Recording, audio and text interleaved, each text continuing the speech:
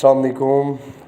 आज मैं आपको बताऊंगा कि एमपी और टाइफाइड यानी कि मलेरिया और टाइफाइड या टाइफाइड कैसे किया जाता है। ये है हमारे पास किट है, ये मलेरिया की आईसीटी किट है और ये है टाइफाइड यानी कि टाइफाइड की आईसीटी किट। ये दोनों टेस्ट आज हम आईसीटी टेस्ट आपके सामने परफॉर्म करेंगे। सबसे पहले हमारे पास सैंपल होना चाहिए। ये हमारे पास सैंपल है, इसको हम रूलर पे रखेंगे 5 to 6 मिनट्स। ये अच्छी तरह मिक्स हो जाए। ये हो गया मिक्स।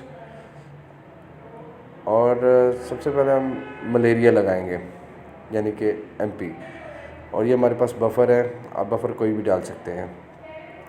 अच्छा, तो ना मलेरिया जो है होल ब्लड से लगेगा 5.0 जो है ना, हमने यहाँ से होल ब्लड लेना है, ये ऐसे है, और इसको एस वाली जगह पे यानी कि सैंपल जहाँ पे लिखा हुआ है वहाँ डालना है, ठीक है।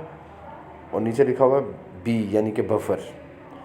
ये हमारे पास बफ़र है, इसका 1 ड्रॉप इसका ये डाल दिया, ठीक है। अब हम वेट करेंगे ये टेस्ट रन होने का। टेस्ट रन होगा। आईसीटी किट में वही सेम मेथड के अगर 1 लाइन आई तो समझ जाए नेगेटिव है, अगर 2 लाइन आई तो डबल लाइन आई तो वो पॉजिटिव है। ये देखें ये रन हो रहा है टेस्ट जी। ये देखें ये नेगेटिव है, इसमें कंट्रोल आया है सिर्फ, ठीक है। इसका मतलब ये है कि मलेरिया इस पेशेंट का नेगेटिव है। अब हम जाएंगे टाइफाइड वाली साइड पे। अब टाइफाइड टेस्ट लगाने का तरीका बताएंगे आपको जी। ये पहले सबसे पहले हमने इसको बैलेंस करके सेंट्रीफ्यूज करना है सैंपल को, ठीक है। अब ये सैंपल सेंट्रीफ्यूज हो रहा है 3 to 5 मिनट्स या 6 मिनट्स, ताकि सीरम अच्छी तरह से निकल आए जी। ये हम निकाल लिया। अब हम सैंपल निकालेंगे। दूसरा टेस्ट जो टाइफाइड का है वो आपको सीरम से करना होगा परफॉर्म, और मलेरिया जो है वो होल ब्लड से होता है परफॉर्म। ये हमने सैंपल ले लिए, ये देखेंगे ये इससे निकल आया, सीरम निकल आया इसका। ये देखेंगे ये सीरम है सैंपल का, ये रेफरेंस नंबर है 306। अभी हमें ये हमारे पास किट है आईसीटी टाइफाइड की यानी कि टाइफाइड की।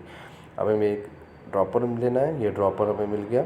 इसमें से हमने सीरम लेना है 1 to 2 ड्रॉप, हमने ये एस वाली जगह पे 1 to 2 ड्रॉप डालने हैं।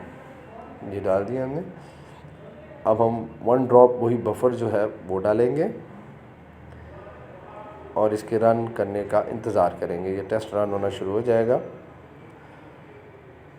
सेम मेथड इसका भी, लेकिन इसमें यह है कि ये बाकियों से चेंज है। इसका कंट्रोल और आईजीएम अगर पॉजिटिव आता है तो मतलब ये हुआ कि इस बंदे को रिसेंटली टाइफाइड हुआ है या टाइफाइड हुआ है।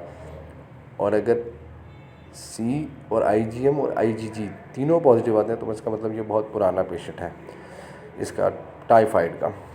और उसके बाद हमने इन किटों को नंबर लगा लेना है। और ये देखें जी टाइफाइड भी नेगेटिव आया, मतलब सी सिर्फ लाइन आई है जी। इस तरह हमें ये आइडिया हो गया जी कि इसका एमपी भी नेगेटिव है और इसका टाइफाइड भी नेगेटिव यानी कि नॉट रिएक्टिव है दोनों।